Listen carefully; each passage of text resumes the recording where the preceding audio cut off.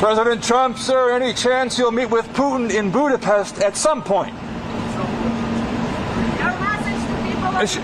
Should Hungary be allowed to purchase Russian oil?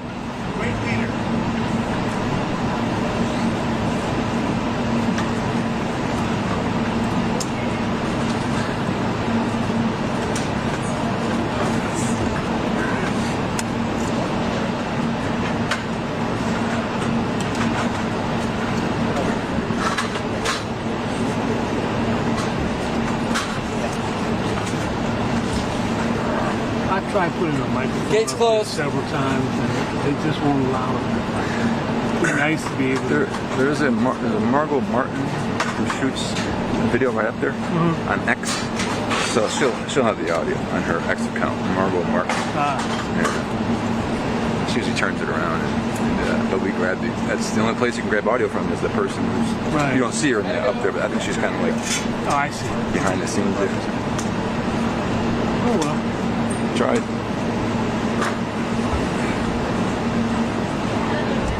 Thanks, Rodney, for letting me stay here. I appreciate it. No problem. No problem. Are you still shooting? Or are you No. Still, oh, okay. I mean, it's up. It's being fed out, but you move her up. I'm moving.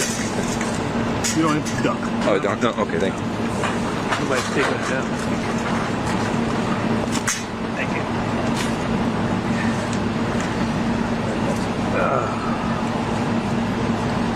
And you don't have to duck. I mean, you really... Oh.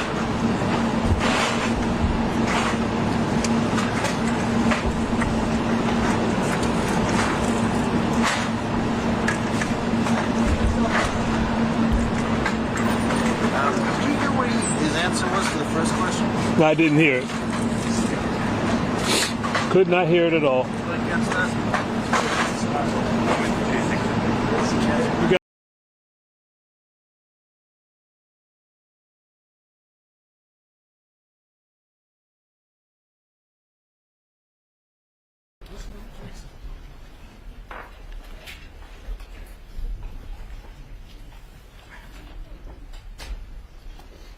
Well, thank you very much. It's an honor to have a friend of mine here, Viktor Orbán, the Prime Minister of Hungary, and he's done a fantastic job. He's a very powerful man within his country, but he's also beloved. They love Viktor, and people that know him do. He's run a really great country, and he's got no crime, he's got no problems like some countries do, but probably has a couple of things that I don't know about, maybe that I don't want to know about. But he's a very special person. I've known him for a long time. We're going to be talking trade. We're going to be talking a little bit of Russia, Ukraine. We'll be talking about energy and energy prices. We have energy down to a pretty low point right now in the United States. We're drilling, drill baby drill, we call it.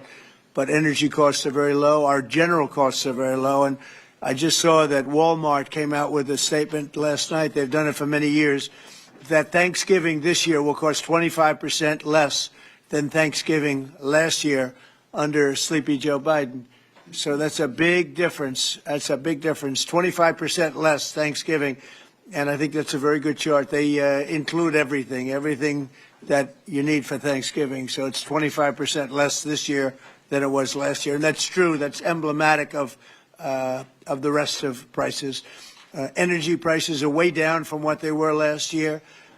Inflation is almost non-existent. We have inflation down to a very low number, whereas Biden, as you know, is the worst inflation in the history of our country.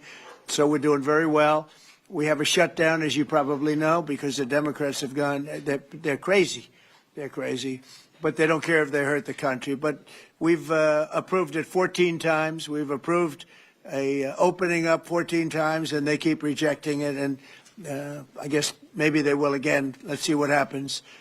They want to have a lot of bad things happen, bad things for our country. We're not going to give $1.5 trillion to people that came into our country illegally. We're not going to do it.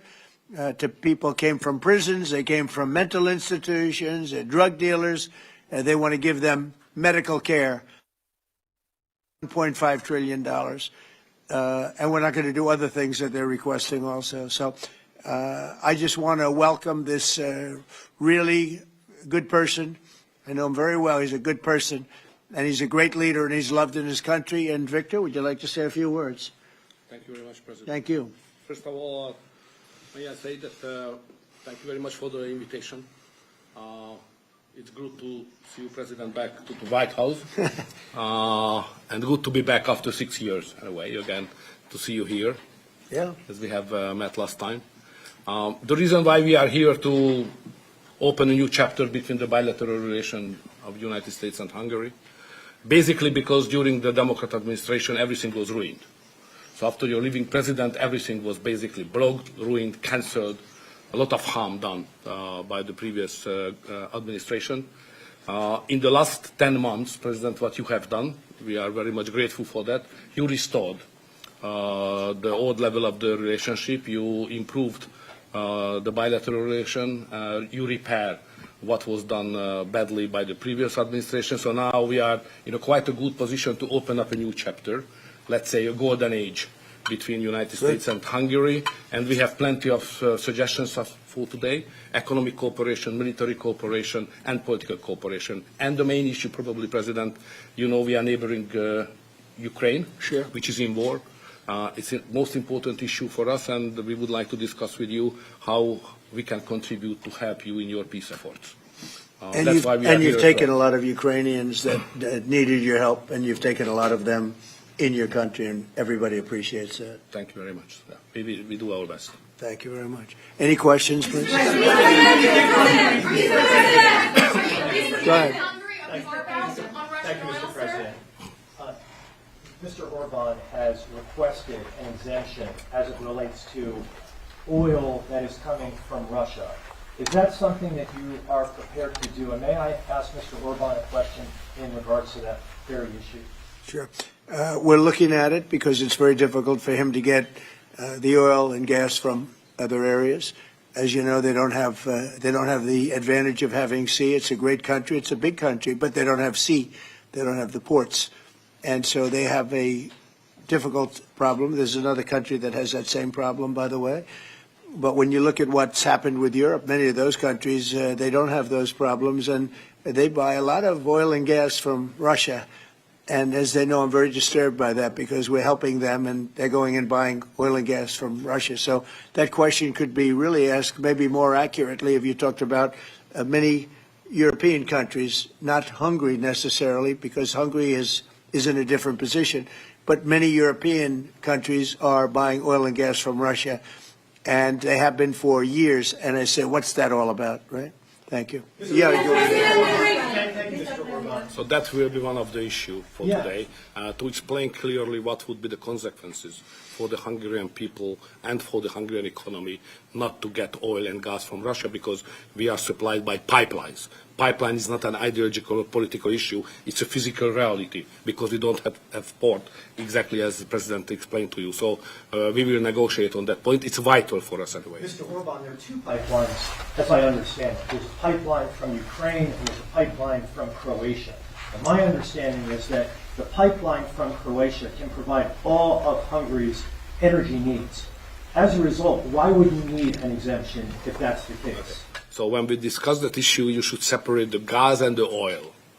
On the gas issue, which is very important for us, 90% of the Hungarian households based on heating system based on gas. So we have only one pipeline delivering gas to Hungary, which is the main pipeline, the Turkish one. What we got from Croatia is a very small volume supplementary gas pipeline. Okay, that's gas. Oil is another issue. So oil is coming from the Druzhba pipeline, which is the main supply, and that is a Croatian one, which is the secondary and supplementary pipeline. We would like to convince the Croatian government to enlarge it and make it possible to deliver more. Under these circumstances, it cannot be the main pipeline. It's just supplementary. But later on, with some big investments, it could serve better the interest of Hungary.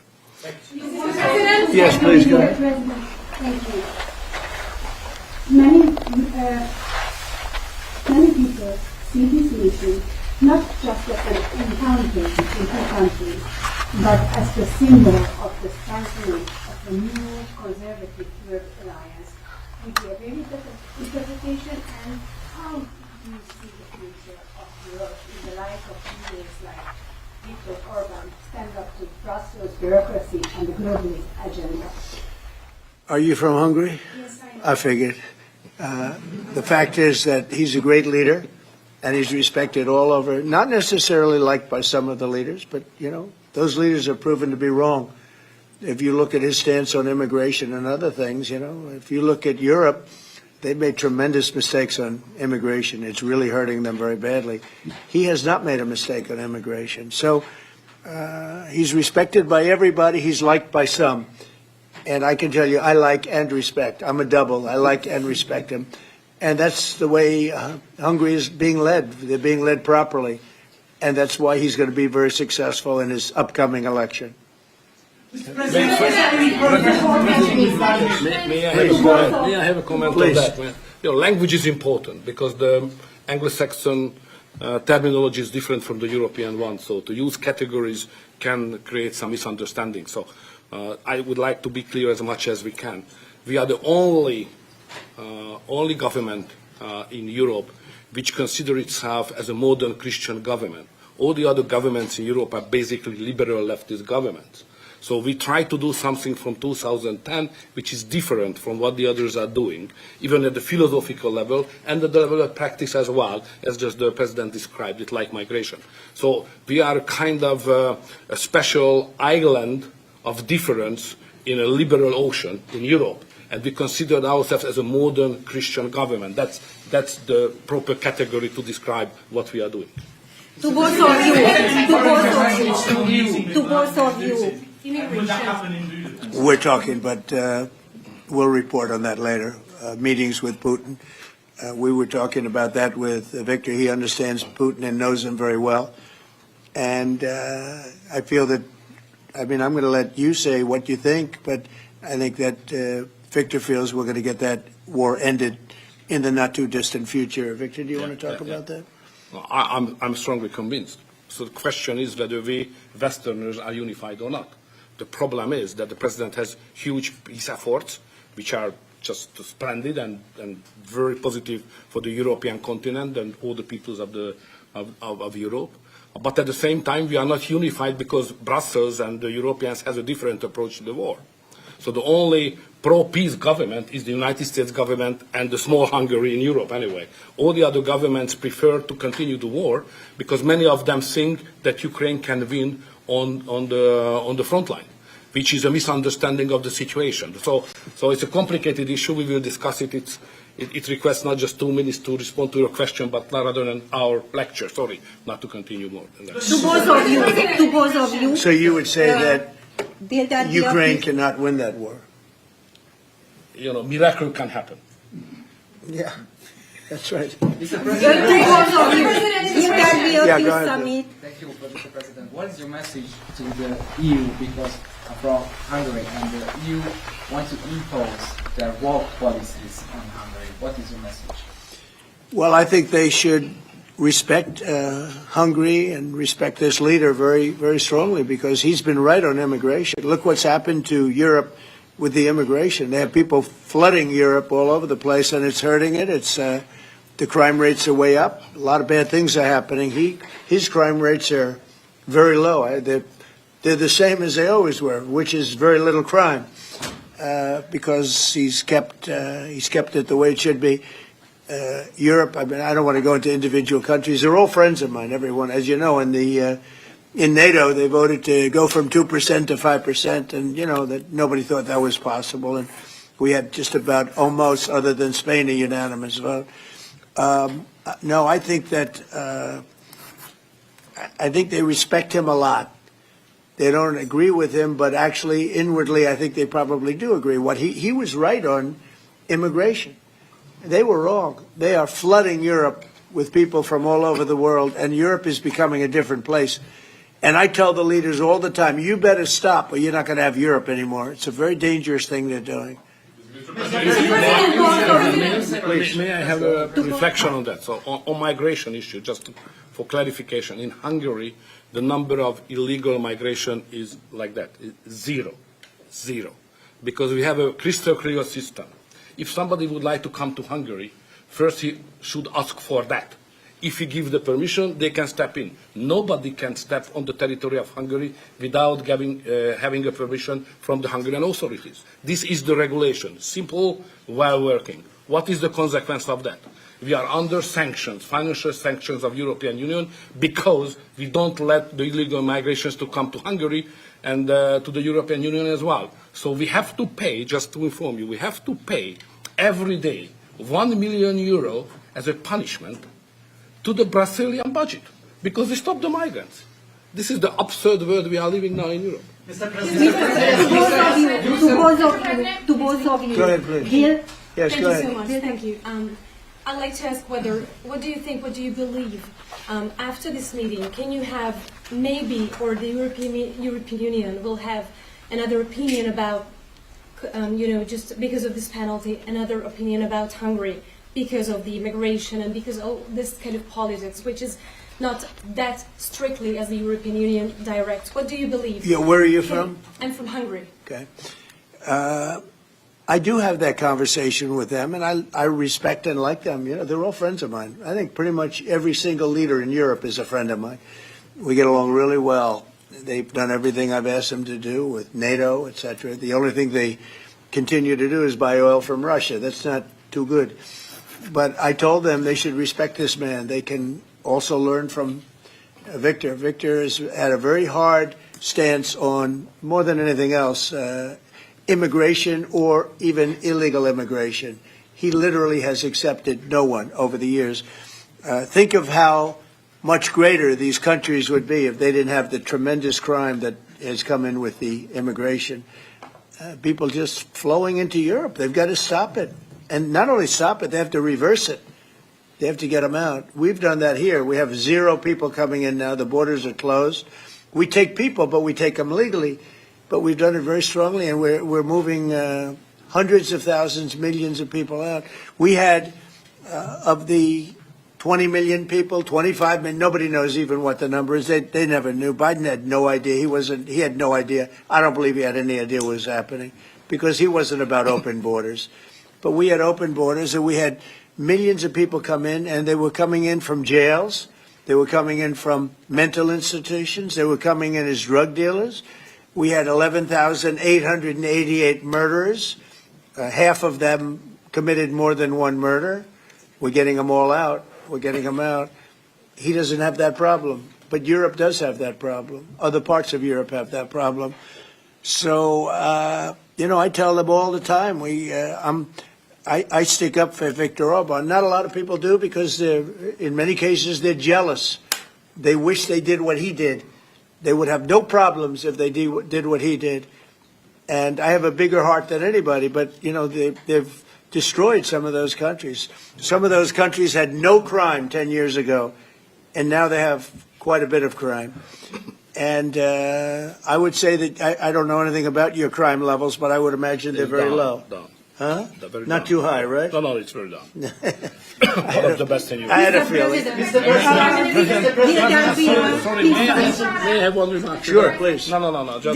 Just a clarification as well.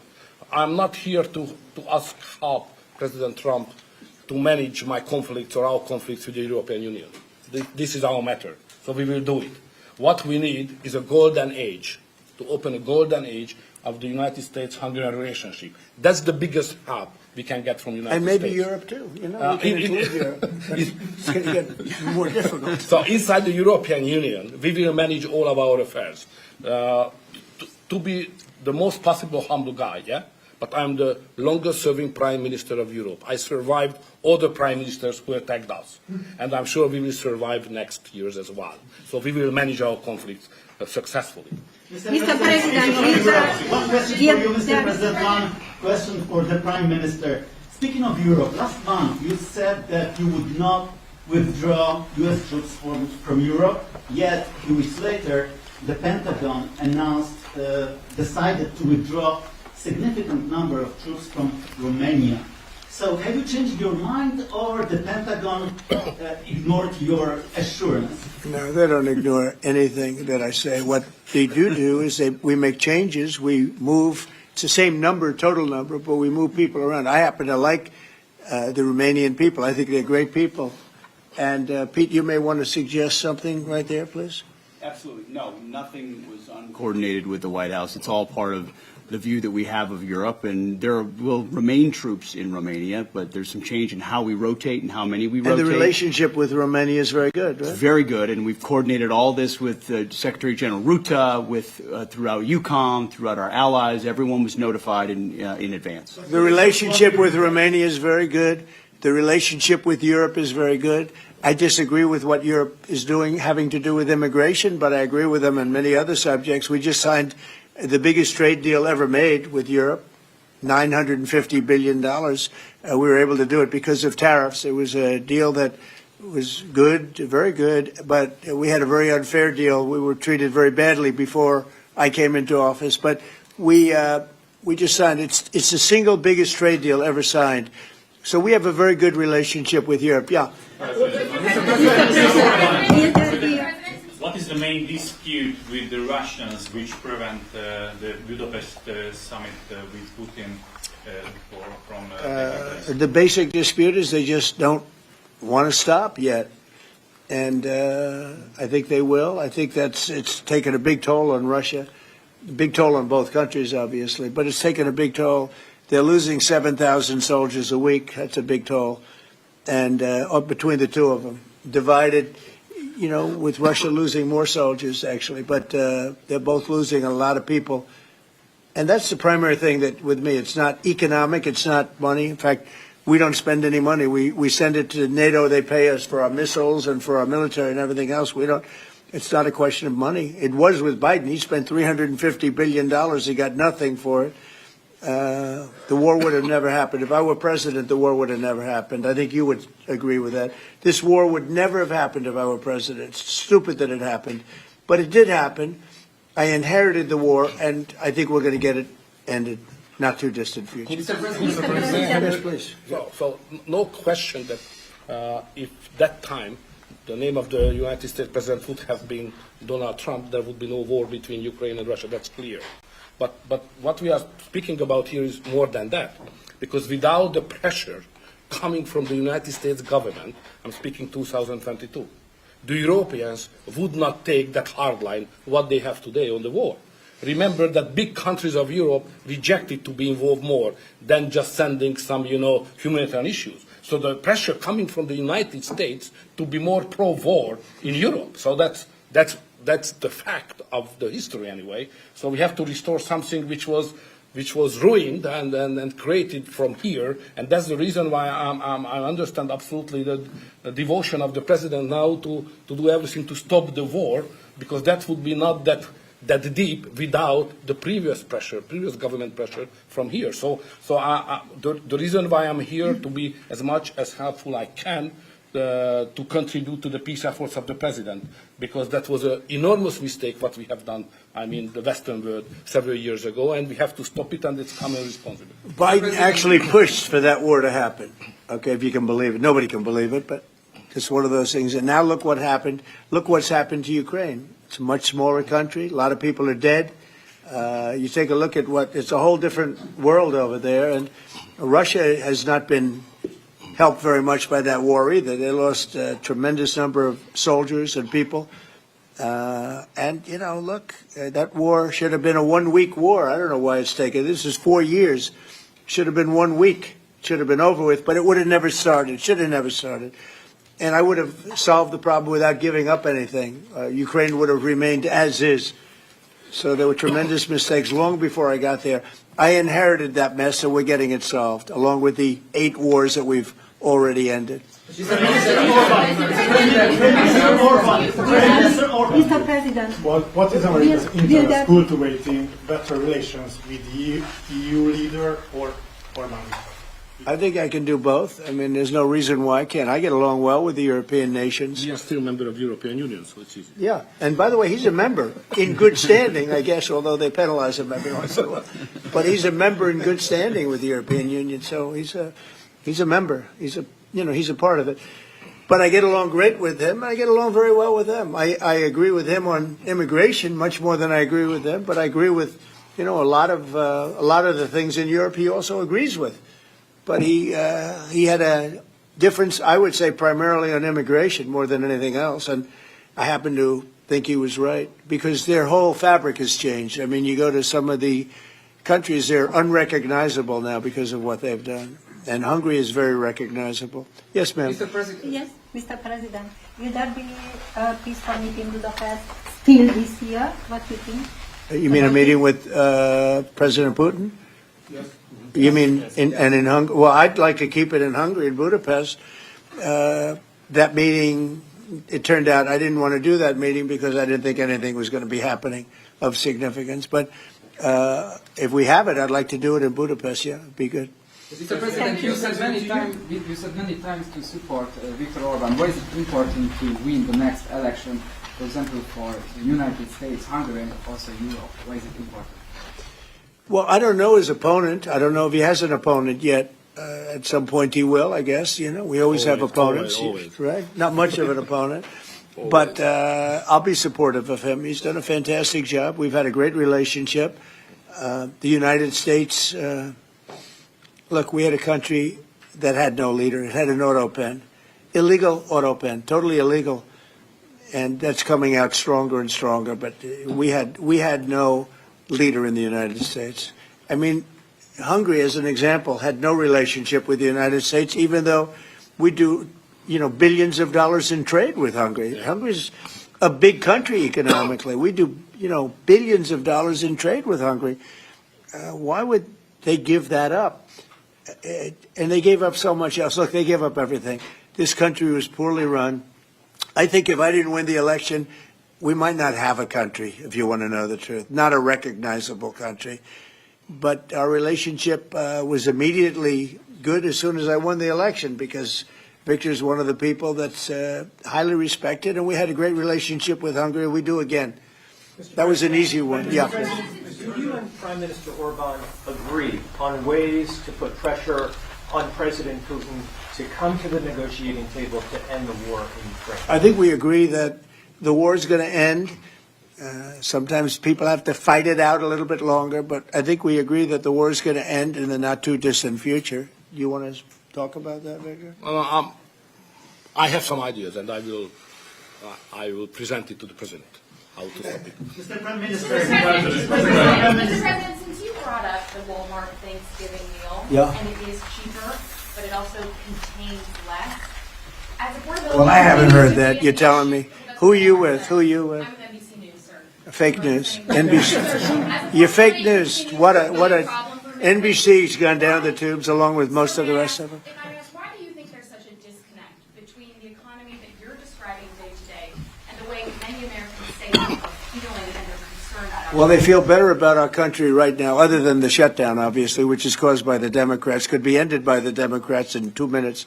They feel much better. We have more jobs. We just set a record on jobs. You do know that. We have more investment in our country than any country in history. We're over $18 trillion as of this moment, and we're going to be maybe at 20 or 21 trillion by the time I finish up my first year. And there's been no country, China, no country in the world that's done anywhere even close to that number. Your friend Biden, as an example, in 4 years was less than $1 trillion. We'll be at 21 trillion in 1 year. So there's no country that was even close to that, and our country was a laughing stock all over the world. We have more jobs, we have more potential than any other country, and frankly, we're the hottest country right now. Victor said to me before, we're the hottest country anywhere in the world. Think of it. We'll have $21 trillion invested. We have auto plants pouring back in. We have AI pouring back in. We're leading China in AI by a lot. We're leading everybody in every category. There's no category that we're in second place. So I just heard this yesterday that Walmart said that the Thanksgiving was 25% more expensive under Biden. That's a big, to me, that's a big number because Walmart's respected. I mean, Walmart is Walmart, and, you know, they're giving you prices. So that would mean that the whole series of pricing and costs, you know, the groceries and everything else, it was a con job. It was a con job. Affordability, they call it, was a con job by the Democrats. The Democrats are good at a few things, cheating on elections and conning people with facts that aren't true. It was 25%. Walmart just announced it 2 days ago. 25% cheaper this year will be cheaper to have Thanksgiving than it was a year ago under Sleepy Joe Biden. You say affordability is a fun job, as you put it. Say it. You said affordability was a fun job, and you didn't want to. You said last night you didn't want to talk about affordability. I talk about it. When did I not want to talk about it? I talk about it all the time. We are much better than Biden and all of them. Now, just so you understand, do you remember that the Biden administration had the highest inflation in 48 years, but most people say ever recorded? Do you remember that? Right? Do you remember it? Did they have the highest inflation in 48 years? Did they? Just answer me the question. You know the answer. The answer is yes. They had the worst inflation in 48 years. We have almost no inflation. We're down now to 2%, and we'll be at maybe 1%. You want to always stay above 1%, actually. You want a little tiny bit of inflation. We're at a perfect number. They were at the highest level in recorded history, okay? And when you talk about affordability, that one fact. Now, let's talk about the second biggest subject after inflation, energy. We're going to be at $2 gasoline. We're going to be approximately $2 very soon. We're a little bit above $2 right now for gasoline. Now, under Biden, it was $4.50. It even hit $5, but it was $4, $3.50. We're going to be at $2 a gallon. So gasoline's much less. Energy costs are less. When you have energy and when you have gasoline less, everything else follows. It's such a big category. So when you have lower energy prices, which I think you admit we do substantially, that means everything else. So we are the victors on affordability. But if I watched that election, which I was not much involved in, I didn't support Virginia, the candidate, didn't do a lot of support for the other candidates. They asked me about Cuomo, and I said, well, it's a question, do you want a thug or do you want a communist? I mean, that was my response. So I wasn't involved in that stuff too much. But I will say this. If you look at affordability, which they campaigned on, they lied because they talked about, oh, prices are up. No. Prices are down under the Trump administration, and they're down substantially. Energy prices are down by 30, 35, 40%. Gasoline is way down. And the other big thing is inflation is way down. The biggest thing is inflation. The second biggest thing is energy. Energy is way down. And what's also down? Gasoline. Also, the biggest thing is inflation, and it's way down. We took over a mess. The highest inflation in recorded history. Some people would say 48 years. I'll take either one of them. But I believe it's the highest inflation in recorded history. That alone makes it impossible for them to have done a good job affordability-wise. And one other thing. When I came into office, Victor, 2 days into office, they were screaming at me about the cost of eggs. I was there for 2 days. Eggs had quadrupled. And I said, listen, I just got here. Let me check it out. And they were right. Eggs had gone up by 3-4 times. Within a period of a few months, we had eggs down to a normal cost. We did a great job on groceries and affordability. The only problem is the fake news. You people don't want to report it. And, in fact, I'd like to ask Caroline. Where's Caroline? I'd like to ask Caroline a question. Where is she? Did she? Uh-oh. She deserted us. She deserted me. Our great Caroline superstar deserted me. Anyway, she's right outside. She was going to talk about, because the fake news yesterday, they talked about that. They said, oh, I don't want to talk about affordability. The reason I don't want to talk about affordability is because everybody knows that it's far less expensive under Trump than it was under Sleepy Joe Biden. And the prices are way down. Caroline? Yes, sir. Could you discuss that question that was asked and how it was asked in such a fake, disgusting manner by the fake news? Yeah, and I just saw it asked again here, and it's very unfortunate that the reporters in this room refused to address, sir, what you just said, which is that you inherited the worst inflation crisis in modern American history, and you are fixing it in 10 short months. And your entire administration has been tasked with this effort, from Treasury Department to Agriculture Department to the National Economic Council right here at the White House. They are slashing regulation, He signed the largest middle-class tax cut in 6 months.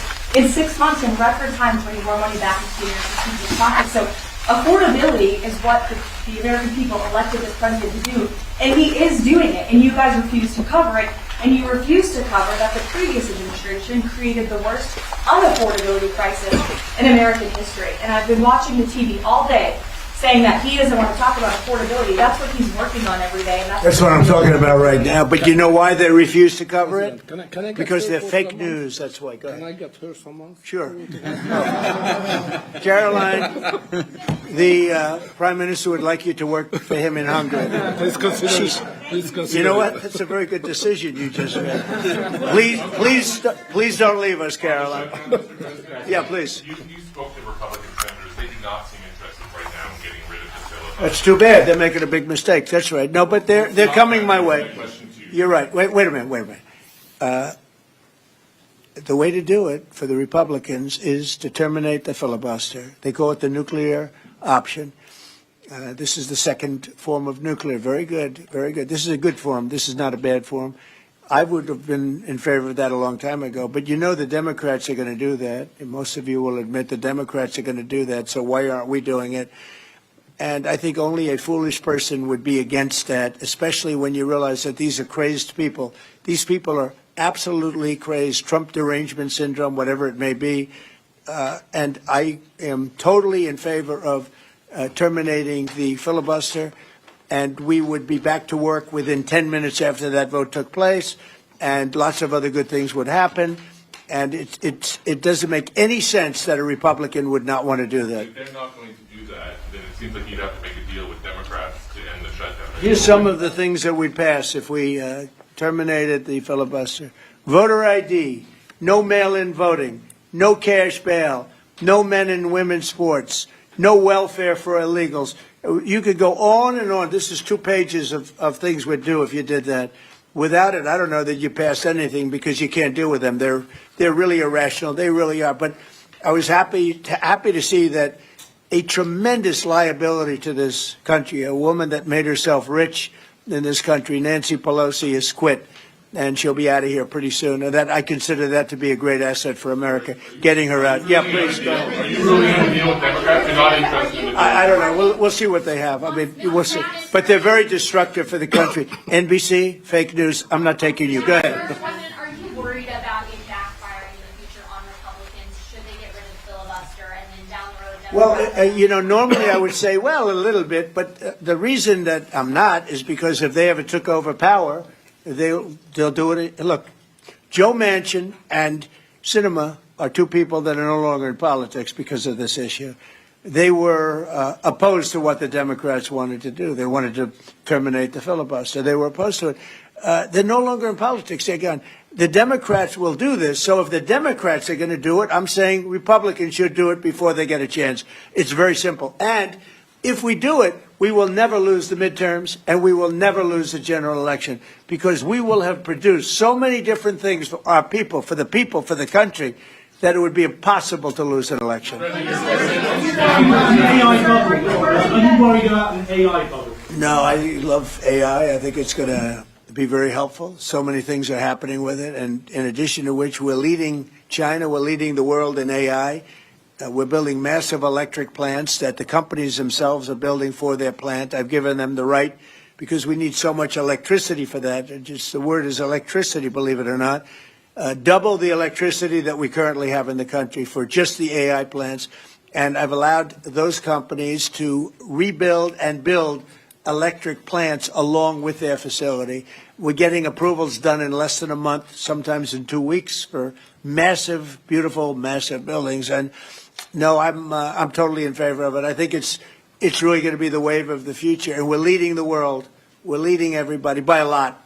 How long do you think the shutdown will last? Mr. Orbán, President, how long do you think the shutdown will last? I don't know. It's up to the Democrats. The Republicans have voted 14 times to open up the country, and the Democrats have voted 14 times to hurt the country, really. They should approve it, but they might not. That's why I like the That's why I like the fact that we terminate the filibuster. If we terminate the filibuster, the country will be open within 10 minutes after that termination, because we'll take a second vote, which is the opening of the country, and the Republicans will vote to open the country. That's one of the reasons, not the major reason, by the way. I think it's less important than the other things that we get. But if we terminate the filibuster, the second vote that we will take will be to open up the country. It'll take 10 minutes, and the country will be open. Is there any room for bipartisanship? Because it seems like that's the main purpose of the filibuster, is to create some sort of compromise. So Well, it didn't work, obviously. So You're right. That was the purpose of the filibuster, bipartisanship, but that didn't work. So are you saying the next 3 years in Washington there shouldn't be? Well, no. If the filibuster is terminated, we will have the most productive 3 years in the history of our country. If the filibuster is not terminated, then we will be in a slog with the Democrats, and very little for either party will be done. So it's a good thing. Thank you very much, everybody. Thank you very much.